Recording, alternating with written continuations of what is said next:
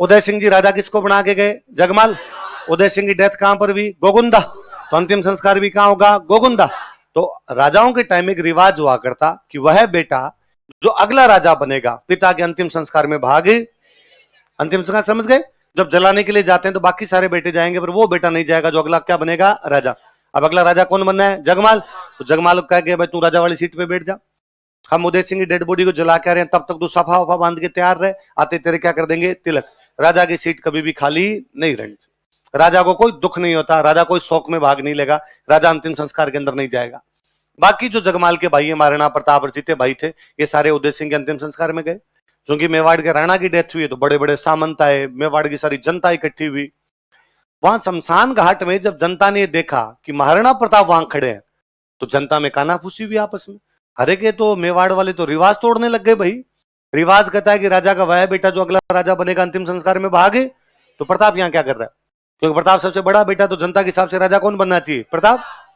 और सबने कानाफूसी की प्रताप क्यों खड़े? प्रताप क्यों खड़े? तो किसी ने हिम्मत करके प्रताप से कहा, प्रताप तुम यहां कैसे हो? तुम सबसे बड़े बेटे हो, तुम राजा बनोगे, तुम अंतिम संस्कार में कैसे आ गए? और प्रताप ने कहा, अरे सॉरी, शायद आप लोगों को पता नहीं होगा, पिताजी मुझे राजा नहीं बना के गए, पिताजी राजा किसको बना के चले गए? जगमाल। इसलिए देखो जगमाल यहां पर नहीं है, जगमाल घर पे राजतिलक की तैयारी कर रहा है, हम बाकी भाई यहां पर आए हैं। और मेवाड़ की जनता बगावत कर देती है। जनता ने कहा कि नहीं, इस समय जब मेवाड़ सर्वाधिक अपने सबसे बड़े दुश्मन का सामना कर रहा है, इस समय मेवाड़ जब संकटकालीन परिस्थितियों में फंसा हुआ है, उस समय हमें किसी योग्य व्यक्ति की आवश्यकता है, और योग्य जगमाल नहीं है, योग्य कौन है?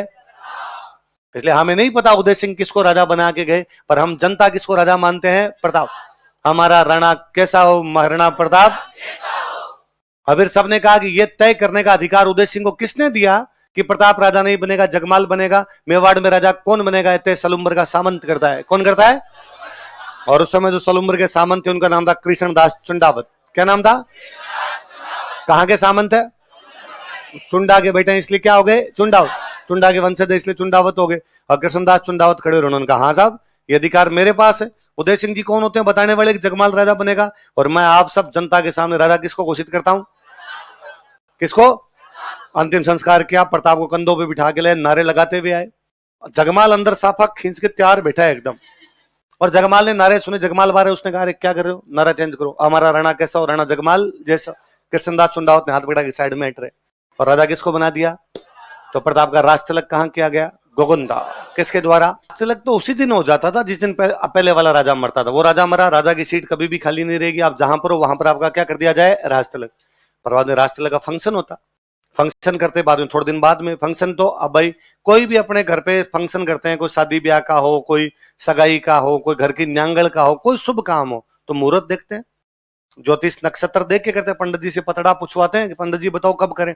तो राजतिलक का जो फंक्शन हुआ करता उनके लिए बाकायदा मुहूर्त देखे जाते। तो राजतिलक तो उसी दिन हो जाता जिस दिन वो बना है। अब मुहूर्त थोड़े दिन बाद का है तो बाद थोड़े दिन बाद में फंक्शन रख लिया करते। फंक्शन रखेंगे तो रिश्तेदारों को बुलाएंगे, तो उसमें रिश्तेदारों को भी बुलाते। अच्छा, राजतिलक तो वहां पर हो जाता जहां राजा मरा है, जहां बैठा है अगला बेटा वहां पर हो जाएगा। पर फंक्शन हमेशा राजधानी में करते। कहां करते?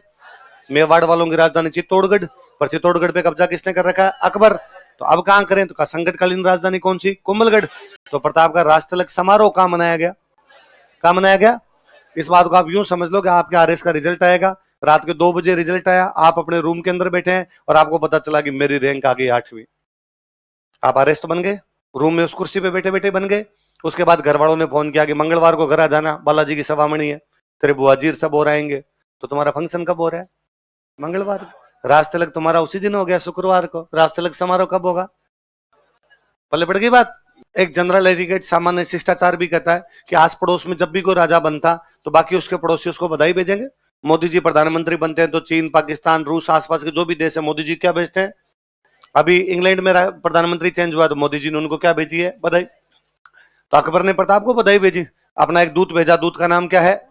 जलाल खान कोर्ची। कोर्ची बड़ा सा गुलदस्ता लेके आया प्रताप के लिए, और आका भाई प्रताप, अकबर की तरफ से आपको हृदय के अनंतिम गहराइयों से गहरी शुभकामनाएं। और अकबर ने यह भी कहा है कि आपके पिताजी ने तो अकबर से लड़ाई की थी, आपका क्या प्लान है? अकबर ने कहा, प्रताप ने कहा सेम। कैसे का? वही पापा बड़ा, पापा ने तो लड़ाई की थी। हाँ समझ गए ना आप, तुम कितने इंटेलिजेंट हो जलाल खान कोर्ची।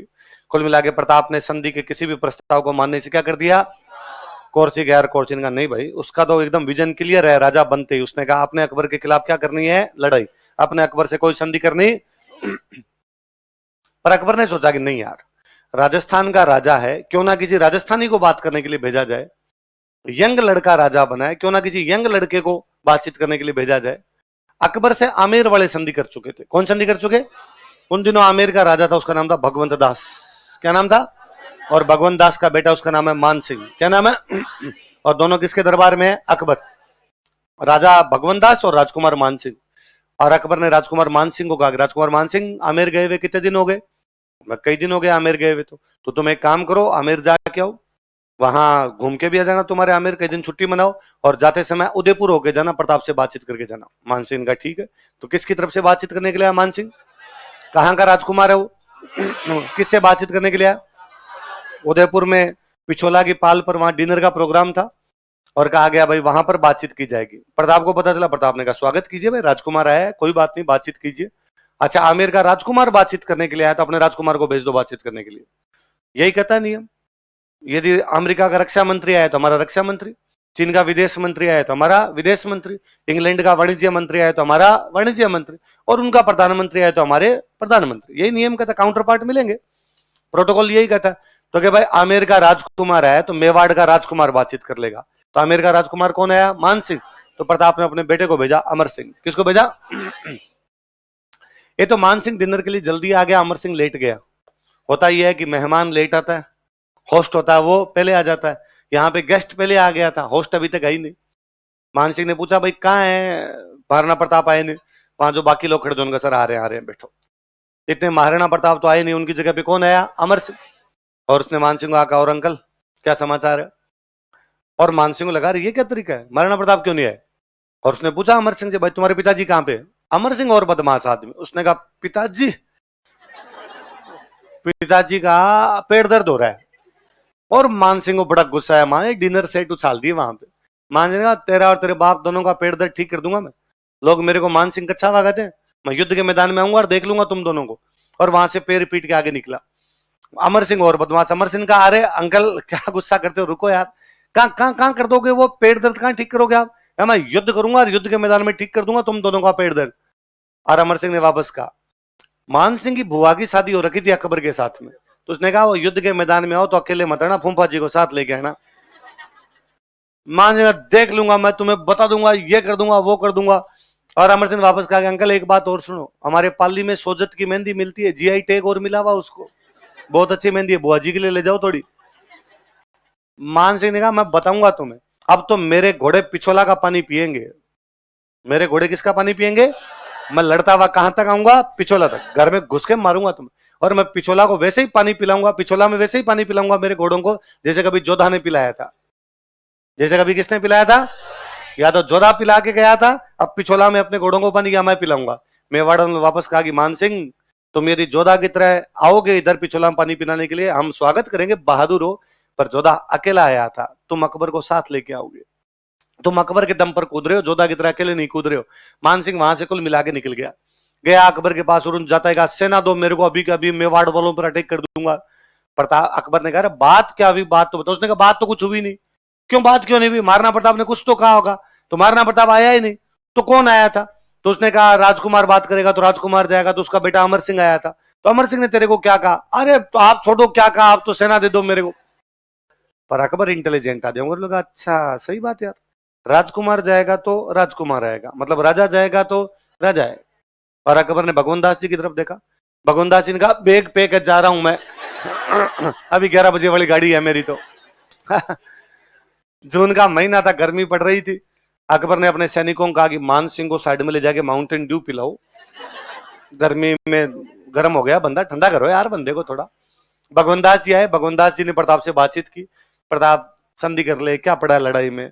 प्रताप ने कहा देखो भगवंत दास जी, आज के लगभग 45-50 साल पहले मेरे दादाजी अकबर के दादाजी से लड़े थे खानवा के मैदान में। कहां लड़े थे? सांगा बाबर लड़े। उस समय आपके दादाजी पृथ्वीराज हमारे झंडे के नीचे आके लड़े थे। आमेर से कौन गया था? पृथ्वीराज, क्योंकि तब मेवाड़ शक्तिशाली था। सांगा के एक मैसेज में राजस्थान के सारे राजा आ गए थे। अब मेवाड़ तो उतना शक्तिशाली नहीं है। बैठे बैठे इन पंखों को नहीं छेड़ना, ऊपर आ जाएंगे कभी ये। प्लीज जो जो पंखों के पास बैठते हैं प्लीज ध्यान रखना, इन पंखों को बैठे बैठे कभी नहीं छेड़ना। अभी एक क्लास में एक पंखा किसी के ऊपर गिर गया, गर्दन काट देगा ये। चलता हुआ पंखा किसी के ऊपर गिरा तो आप क्या बैठे बैठे खींचते हो, इसके पीछे जस्ट एक कील लगी हो, ढीले हो जाएंगे। और तुम ये प्लीज वापस देखना, यदि किसी की भी कील ढीली हो रही है, इनको उतार देना पंखों को, सिर काट देंगे किसी का ही। तो ये ध्यान रखा करो, आप क्या आड़ सीते हो रखे हो, बैठे बैठे उसको खींचते हो, ऊपर आ जाएगा वो। और वो उस टाइम ऊपर नहीं आएगा, तुम जो पढ़ रहे होगा अचानक गिरेगा आगे। उस टाइम आता तो आदमी को दिखेगा हे आ रहा है तो रोके, सीधा गिरेगा, गर्दन काट देगा भाई साहब। तो ध्यान रखना, फालतू में देश के काम आ जाओगे, पंखे के काम आ जाओगे।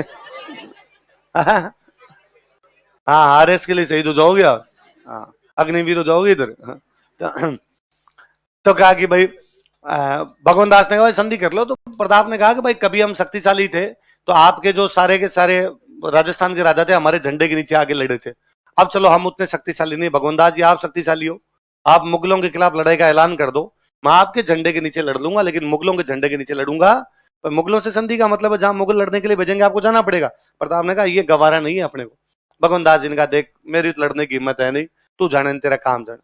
तो प्रताप ने कहा फिर पंचायती करते ही क्यों, थोड़े दिन पहले बेटा आ गया तेरा बापू आगे रवाना होने यहाँ से। अकबर को जाके भगवान दास जी ने कहा भाई मेवाड़ वाले किसी भी प्रकार से मानने के लिए तैयार है।